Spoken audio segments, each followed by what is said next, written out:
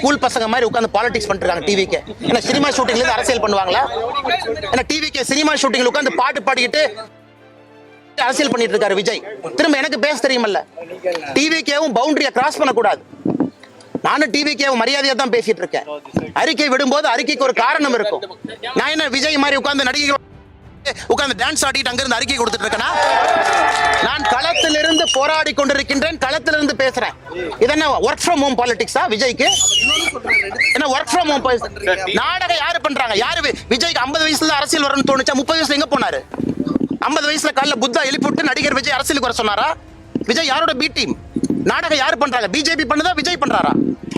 நாடகம் பண்ணுவது விஜய், நாடகம் பண்ணுவது டிவிக்கு.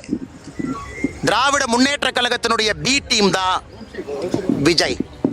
இன்னைக்கு நான் ஆணித்தரமா உறுதியா சொல்றேன், தமிழக வெற்றி கழகத்தினுடைய நடவடிக்கையை பார்த்த பிறகு நான் சொல்றேன், திராவிட முன்னேற்ற கழகம் மறுபடியும் ஆட்சிக்கு வர வேண்டும் என்று ஆரம்பித்த சீக்ரெட் ப்ராஜெக்ட் தான் தமிழக வெற்றி கழகம், சகோதரர் விஜய் அவர். திமுகவின் பி டீம் தான் விஜய் என்றவர் அவர் குறித்த தரம் தாழ்ந்த விமர்சனத்தையும் முன்வைத்தார்.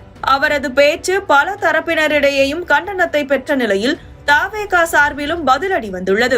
எக்ஸ் தளத்தில் பதிவிட்ட தாவேகா கொள்கை இணைப்பரப்பு செயலாளர் ரமேஷ், லண்டன் ஸ்கூல் மாணவர் அண்ணாமலை அரசியலை சரியாக படிக்காமல் பாதையில் வந்துவிட்டு பாஜக திமுக மறைமுக கள்ளக்கூட்டு வெளிவர துவங்கியதும் விழிப்பிதுங்கி வாய்க்கு வந்ததையெல்லாம் பேசி வருகிறார்.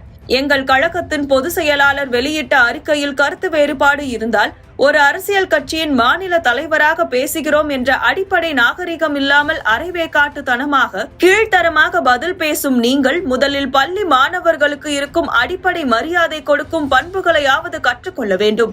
ஆட்சியில் இருக்கும் கட்சியின் மாநில தலைவராக நீங்கள் இல்லாவிட்டால் உங்களை எல்லாம் தமிழ்நாடு மக்கள் கடுகளவும் மதிக்க மாட்டார்கள், கண்டு கொள்ளவும் மாட்டார்கள்.